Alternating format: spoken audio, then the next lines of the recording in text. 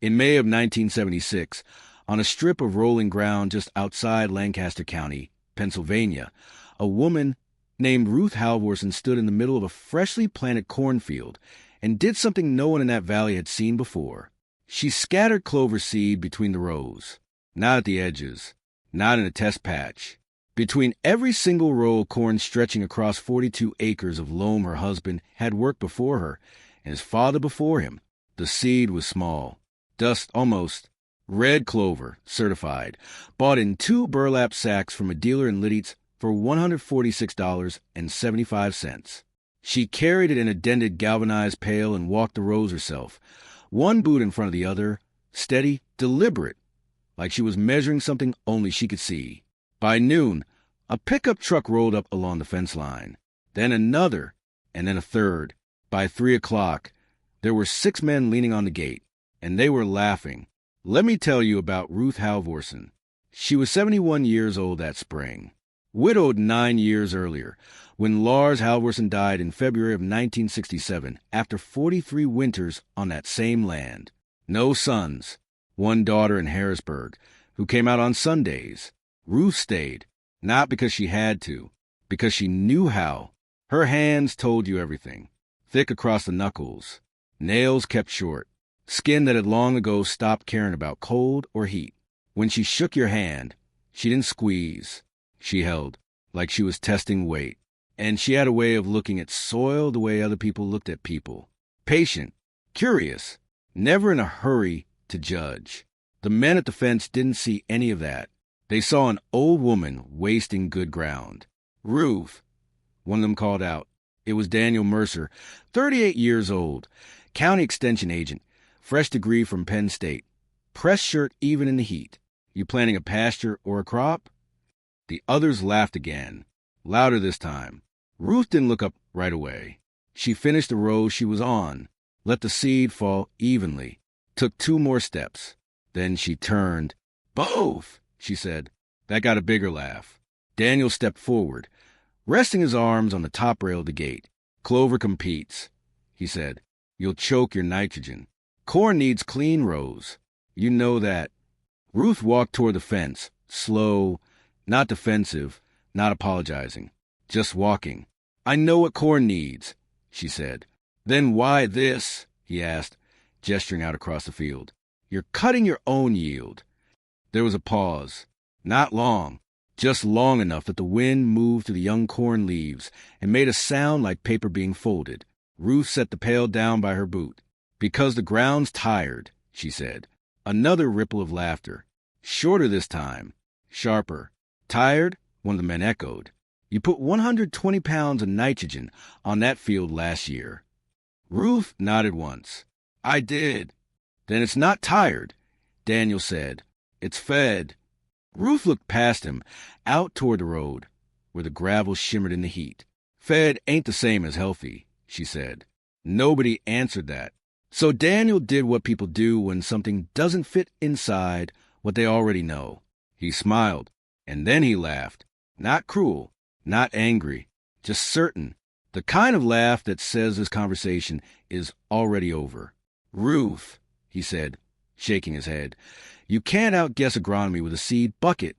The men behind him nodded. One of them spit into the dust. Ruth picked the pail back up. We'll see, she said, and then she turned her back on all of them and walked into the next row. Let me tell you about the machine that stood at the edge of that field, parked under a leaning oak, half in shade, half in sun, was a 1952 Farmel Super M. 44 drawbar horsepower on paper, closer to 50 when it was right. Bought new by Lars Halvorson in September of 1952 for $2,400 from a dealer in Ephrata, paid off over 5 years, one harvest at a time. It wasn't pretty anymore.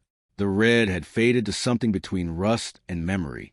The seat had been reupholstered twice, the second time by Ruth herself using a piece of vinyl from an old diner booth. The left rear tire was newer than the right, replaced in 1968 after a blowout during second cutting hay. But the engine was original, 4-cylinder, 264 cubic inches, cast iron block thick enough to hold heat like a wood stove. It had never been split, never needed to be. Ruth maintained the way Lars had taught her. Oil every 100 hours. Grease every fitting every Sunday, whether it needed it or not. Keep it clean. Listen to it. Machines talk, if you let them. That tractor had planted every acre Ruth owned for 24 years straight, and now it was pulling something different. Behind it sat a modified grain drill, originally built to plant oats. Lars had welded extensions onto the seed box in 1961, doubling its capacity. In April 1976, Ruth adjusted the drop rate down to a fraction, calibrated by hand, testing in the barn aisle with a coffee can, and a stopwatch until the flow was exactly what she wanted. That's what she used to plant the clover. Not broadcast, not scattered blindly. Measured, intentional, precise. Have you ever done something in full view of people who were already convinced you were wrong? Have you ever felt that moment where every eye on you is waiting for you to fail, and you keep going anyway? By the time the trucks left that afternoon, the story had already started moving. Old Ruth Halvorsen had lost her sense, planting weeds in her corn, throwing away yield in a year when prices were already tight. Daniel Mercer wrote it up in his weekly county report. Not cruelly, just firmly. Unadvised intercropping practice observed. Likely negative yield impact. That report went to Harrisburg. It went to other counties. And it came back, in different words, in different voices, over the next 6 weeks. Advice, warnings, suggestions to reconsider. Ruth read every one of them, folded them, set them in a drawer, and every morning before sunrise, she walked those rows. By early June, the corn was knee-high. By mid-June, the clover had come up, low, green, quiet, and something under the surface began to change. You couldn't see it yet, not from the road, not from the fence. But if you stepped into that field, if you pushed your boot down into the soil and twisted just a little, the ground didn't crumble the way it had the year before. It held. Moisture stayed where it was supposed to. And the smell was different. Richer, darker, alive. Daniel Mercer came back on June 28th. He didn't bring a group this time, just a clipboard, and a look on his face that said he was ready to be right. He walked the edge of the field, stopped, crouched, dug his fingers into the soil between 2 rows. He frowned, stood up, walked deeper in, did it again, and then he saw something that didn't match anything he had written down. He straightened, looked across the field toward Ruth, who was standing by the tractor, watching him. And for the first time since May, Daniel Mercer didn't say a word, because the ground under his hand wasn't acting the way it was supposed to, and he didn't yet understand why. He took one more step forward, and then the tractor started. The engine on the Farmel didn't roar to life. It rolled. That's the only way to describe it. A slow, deep turn of iron and compression. A sound that started somewhere low and traveled to the frame like a memory being recalled. Ruth let it idle for a moment, one hand resting lightly on the steering wheel, listening. Daniel Mercer turned toward the sound. The tractor eased forward, the modified drill still hitched behind it, though it was empty now. Ruth guided it along the edge of the field, not toward Daniel, but parallel to him, like she was drawing a line he hadn't noticed before. He watched her pass. Then he looked back down at the soil in his hand, and he knelt again. Let me tell you about soil the way Ruth understood it, not as a medium, not as something you pour inputs into and pull yield out of, as a system, a living one. In 1976, most farmers in Lancaster County were following the same basic model. Plow, plant, fertilize, spray, harvest. Nitrogen came in bags, or tanks.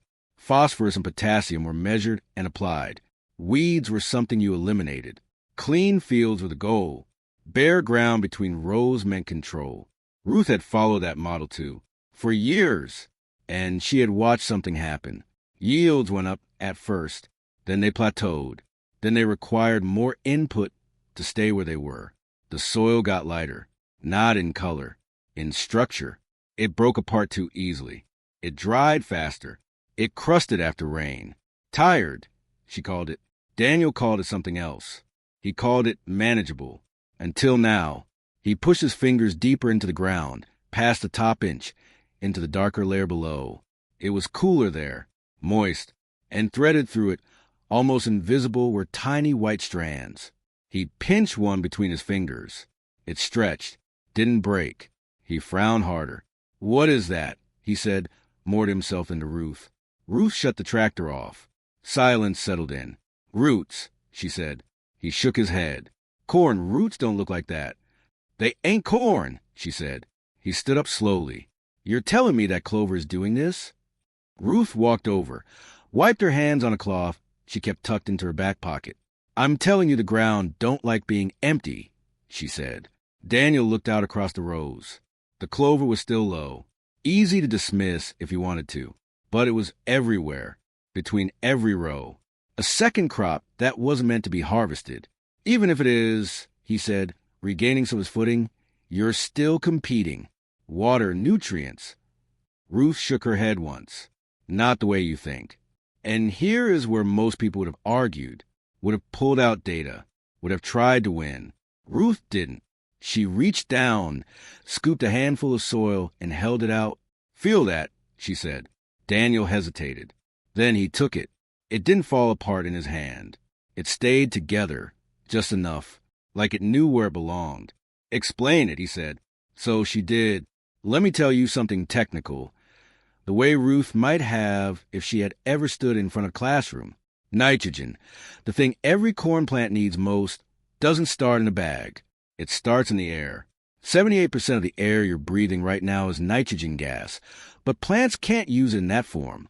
It has to be fixed, converted, and that's where legumes like clover come in. They host bacteria and nodules on their roots, rhizobium, that take nitrogen from the air and the soil and turn it into a form plants can use. Not instantly, not all at once, but steadily, quietly, over time.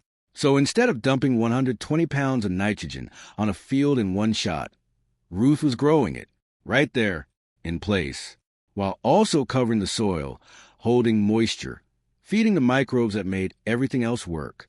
Daniel listened, really listened, for the first time. "And you think that's enough?" he asked. Ruth looked out over the field again. "I think it's what the ground been asking for," she said. He didn't laugh this time, but he didn't agree either. "Yield," he said. "At the end of the season, that's what matters. Bushels per acre. That's how this gets judged." Ruth nodded. "I know. And if you're wrong." "I'll be wrong," she said.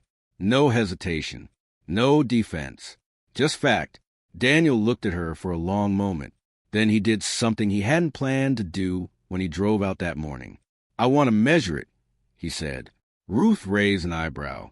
Against a control, he added quickly, "We can mark off a section. No clover. Same inputs. Same conditions. Side by side." Ruth considered that. Then she nodded once. "All right." They marked it that afternoon. 5 acres on the north end of the field. Clover cut out, rows cleaned, managed exactly the way Daniel recommended. The rest stayed as Ruth had planted it. Word got out again. Only this time, it wasn't just laughter. It was interest. Skeptical. Careful. But there. Farmers drove by slower. Some stopped. Some walked the edge of the field, without saying anything. And a few stepped in.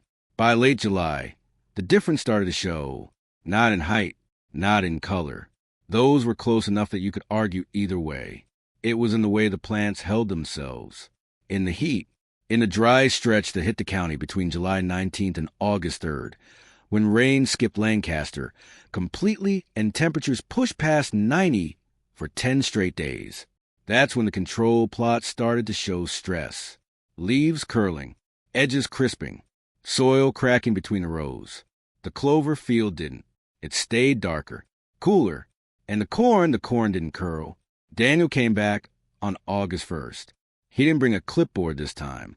He brought a shovel. He dug in both sections, side by side. Same depth, same effort, different results. He stood there, sweat running down the back of his neck, shirt no longer pressed, and looked at Ruth like he was seeing her for the first time. "Have you ever," he started, then stopped. He looked back at the field, then at his hands, then at her. "Have you ever known something was working before you had the numbers to prove it?" he asked quietly. Ruth smiled just a little. "All the time," she said. Harvest was still weeks away. The numbers weren't in yet, and Daniel Mercer still had a report to write. But as he stood there between those rows, holding two different kinds of soil in his hands, he realized something that hadn't been part of his education. He might have been measuring the wrong thing. And when he opened his mouth to say what came next, even he didn't expect it. I think I was wrong. The words didn't come out loud. Not at first. They sat in Daniel Mercer's mouth like something unfamiliar. Something that didn't quite belong to the person he had been when he first drove up to Ruth Halverson's gate back in May. He looked at the two holes he had dug. One in the control plot. One in Ruth's field. Same soil type. Same slope. Same rain. What little there had been. But they were not the same anymore. He stood up slowly, brushing dirt from his palms onto his jeans, leaving faint streaks that would dry and flake off later in the heat. Ruth hadn't moved. She was leaning against the front tire of the Farmel, one boot crossed over the other, watching him with the same quiet patience she had carried through every conversation they'd had that summer. "Say it again," she said, not unkindly. Daniel let out a breath. "I think I was wrong," he repeated, this time louder, the words landing in the space between them. There was no triumph in Ruth's face, no satisfaction, just acknowledgement. "About what?" she asked. Daniel almost smiled. "All of it," he said. That might have been enough. For most people, it would have been. But this wasn't most people. And this wasn't the end of the story. Because what mattered wasn't what Daniel said in a field with no one else around. What mattered was what he would say when the same men who had laughed in May were standing at that same gate again. And they would be, because harvest was coming. Let me tell you about harvest in Lancaster County in 1976. Corn came off in October. Sometimes late September if the weather cooperated. But that year had been uneven, dry in stretches, wet when you didn't need it. The kind of season that made farmers watch the sky more than their watches. Prices were hovering around $2.50 a bushel. Not high, not terrible. Enough that yield mattered. Every acre counted. Every decision showed up in the wagon.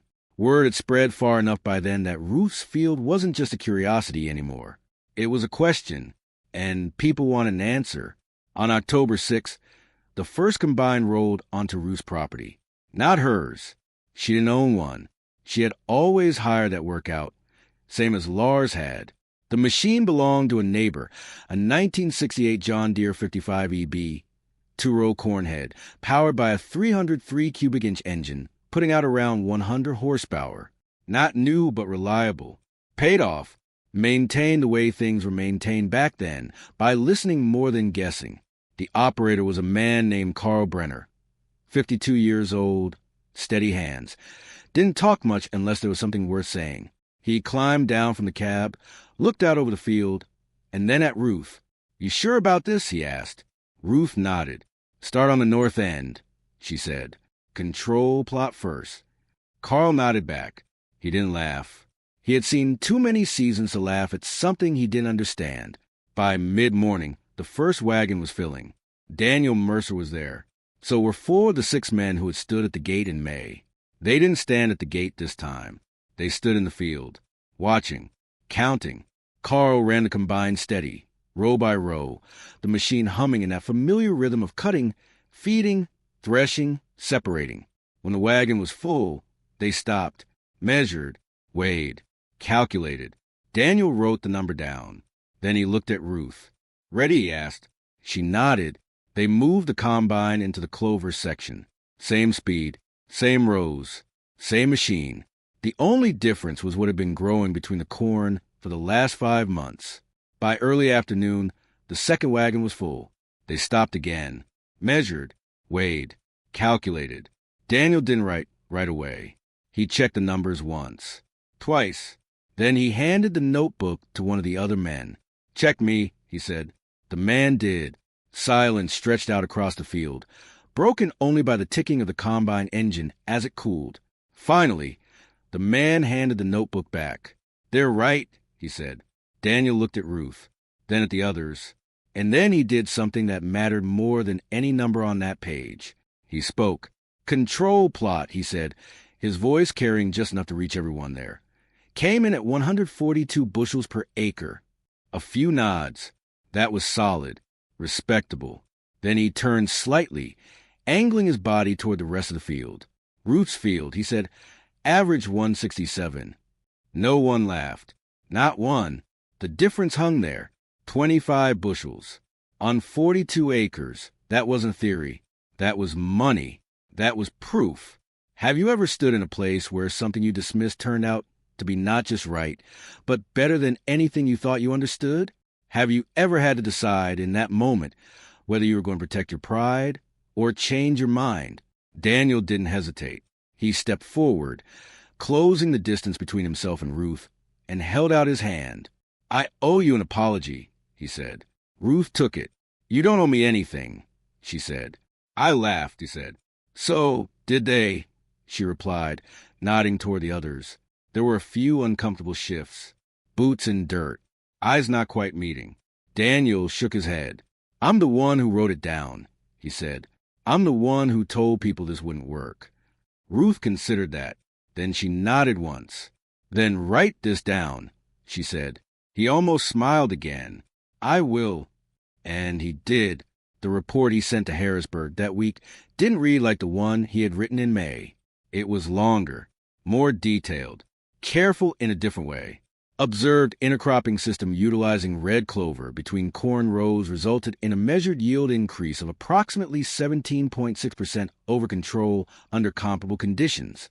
Notable improvements in soil structure, moisture retention, and plant resilience observed during mid-season drought conditions. Further study recommended. It didn't mention the laughter. It didn't mention the moment he realized he had been measuring the wrong thing. But the people who read it understood what it meant. Because in farming, results speak in a language that doesn't need translation. The next spring, 3 farms in Lancaster County planted clover between their rows. The year after that, it was 9. By 1982, it was being discussed in meetings Daniel Mercer was asked to lead. And every time he stood in front of a room and talked about it, he started the same way. "Let me tell you about a woman named Ruth Halvorson," he would say. Back on her farm, the farm kept running. Same oil schedule, same grease fittings, same steady rhythm. It planted that field again in April of 1977, and again in 1978. Ruth never changed her approach. Didn't scale it up beyond what she could manage. Didn't try to turn it into something it wasn't. She just kept listening to the ground, and the ground kept answering. But there was one more moment, one more conversation, one more thing that had to be said before the story could settle into what it would become. It happened late one afternoon, after the last of the wagons had been hauled in, when the field was quiet again and the dust had finally settled. Daniel found Ruth by the tractor. He stood there for a second, like he wasn't sure how to begin. And then he asked a question that had been building in him since June. "Why didn't you tell me?" he said. Ruth looked at him, not confused, not defensive. "Tell you what?" "That this would work," he said. "That you knew." Ruth smiled, just a little. "I didn't know," she said. Daniel blinked. "But I thought," she said. "I hoped I'd seen pieces of it. But knowing," she shook her head. "That comes after." Daniel stared at her, then out at the field, then back at her. And when he spoke again, his voice carried something it hadn't before. Respect. "What made you try it?" he asked. Ruth rested her hand on the hood of the farmel, feeling the warmth that still lingered in the metal. "The ground told me it needed something different," she said. Daniel nodded slowly, and in that moment, he understood something that no report, no study, no classroom had ever quite managed to teach him. The answer hadn't been in the data. It had been in the question, and he had been asking the wrong one. By the spring of 1981, 5 years after the first clover seeds fell between those rows, Lancaster County didn't laugh at the idea anymore. It didn't fully embrace it either. That's not how change works in places where the land has a longer memory than the people working it. But it listened. Fields that had once been kept bare between rows began to show streaks of green. Not everywhere, not all at once, but enough that you could see a pattern forming if you drove the county roads slowly and paid attention. Daniel Mercer was still the extension agent, older now by 5 years, though it showed more in the way he spoke than the way he looked. He asked different questions, spent more time in fields than in offices, When new farmers came in with ideas that didn't quite fit the models he'd been trained on, he didn't laugh. He listened, and sometimes when the room was quiet enough, he would tell them the story, not as a lesson, not as a warning, just as something that had happened. "Let me tell you about Ruth Halvorson," he would say. Ruth herself kept working. 76 in 1981, 77 the year after. Her pace slowed, but her routine didn't. Up before sunrise, coffee on the stove, boots by the door. The farm started on the second pull of the choke most mornings, the engine still holding its compression after nearly 3 decades of work. She never replaced it, never saw a reason to. Machines, like people, earned their place by what they could still do, not by what they once had been. The Clover stayed, year after year, sometimes thicker, sometimes thinner, depending on the rain, the timing, the small variables that no one ever fully controlled. But it never left. Neither did the change it brought. Soil that had once crusted over after a hard rain began to absorb it. Fields that had dried out too quickly held moisture longer into the heat of July. Yield stayed steady, then improved, not dramatically every year, but consistently enough that Ruth didn't have to chase them with more input. She let the ground do what it had been built to do. In October of 1986, Ruth Halvorson died in her sleep, 81 years old, in the same house she had lived in since 1939. Her daughter, Elise, came back from Harrisburg and took over the farm. She had grown up on that land, knew the routines, knew the feel of the soil in her hands. But she had also spent years away from it, in a world where farming was something you read about, not something you did every day. The first spring after Ruth was gone, Elise stood in that same field, holding the same kind of galvanized pail her mother had used 10 years earlier. The clover seed came from a different supplier. The price had changed. The bag looked newer, but the act was the same. Measured, intentional, precise. Daniel Mercer was there that day, standing by the gate, not leaning on it, just standing, watching. Elise walked the first row, then the second, then the third. When she reached the end of the fourth, she looked up. Their eyes met. Daniel nodded once. No words. None were needed. Let me tell you about the farmel. By 1986, it had been running for 34 years. The paint was almost entirely gone. The metal showed through in places where hands had rested, where boots had scraped, where time had worn away everything that was essential. Elise kept the same maintenance schedule her mother had followed. Oil every 100 hours. Grease every Sunday. Listen, in 1992, the engine finally needed work. Compression had dropped. It started harder in the cold. Used a little more oil than it should. Elise didn't replace it. She had it rebuilt. Not by a dealership. By a man named Howard Klein, 73 years old, who had been working on engines since before that tractor had been built. He pulled the block, honed the cylinders, replaced the rings, checked the bearings, set everything back within tolerances that didn't show up on any digital readout. When he was done, he stood back, wiped his hands, and said, "It'll outlast both of us if you keep doing what you've been doing." He was right. In the fall of 2001, a local agricultural college sent a group of students to Lancaster County to study soil health practices. They visited several farms, took samples, ran tests, wrote reports. One of those reports focused on a field that had been planted with corn and clover continuously for 25 years. Organic matter levels were higher than surrounding fields. Moisture retention was measurably better. Input costs were lower. Yield stability was higher across variable weather years. The report didn't use Ruth's name in its title, but it was there, in the data, in the method, in the quiet persistence of an idea that had once been laughed at. Daniel Mercer had retired by then. He kept a copy of that report in a drawer in his study, next to an older piece of paper, folded, yellowed at the edges. His report from May of 1976. He would take them out sometimes, set them side by side, not as a reminder of being wrong, but as a record of having learned something that mattered. He died in 2008. At his funeral, Elise spoke. She didn't talk about reports, or yields, or percentages. She told a story about a man who had stood at a gate and laughed. and then had the courage to come back, to listen, to change.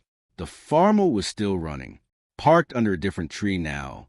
The old oak had finally come down in a storm in 1999.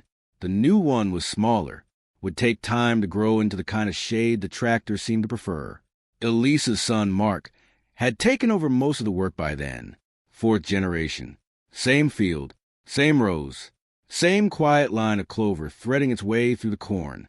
Have you ever carried something forward that someone else started, knowing that the real work wasn't improving again, but in not forgetting why it worked in the first place? Because that's what that farm became. Not a demonstration, not a novelty, a practice, a way of listening, a way of working with something instead of against it. On a warm afternoon in June of 2016, 40 years after Ruth first walked those rows with a pail of seed, Mark stood at the edge of the field with his own daughter. She was 9. He handed her a small scoop, showed her how to let the seed fall evenly, not too fast, not too slow. She laughed when the wind caught a handful and carried it farther than she expected. "Does it matter?" she asked. Mark smiled. "Some of it will land where it needs to," he said. She looked out over the field, green between the rows, corn rising above it. "So this is what great-grandma did?" she asked. "Yeah," he said. "Why?" Mark took a breath, looked down at the soil, then back at her. "Because she knew the ground wasn't just something you used," he said. "It was something you took care of." She nodded, not fully understanding. Not yet, but she would, in time. Because some lessons don't arrive all at once. They build, season after season, quietly, until one day you realize you've been standing in the answer for years. Some things don't become obsolete. They just wait for people to remember why they were built. If you've ever known someone like Ruth, someone who trusted what they could feel in their hands more than what they were told on paper, tell me about them in the comments. I read every story. And if you want to hear about the farmer in Iowa who kept a steam tractor running 30 years after the last part were made and what it did during a flood no one saw coming, that story is coming. You'll want to be here for it.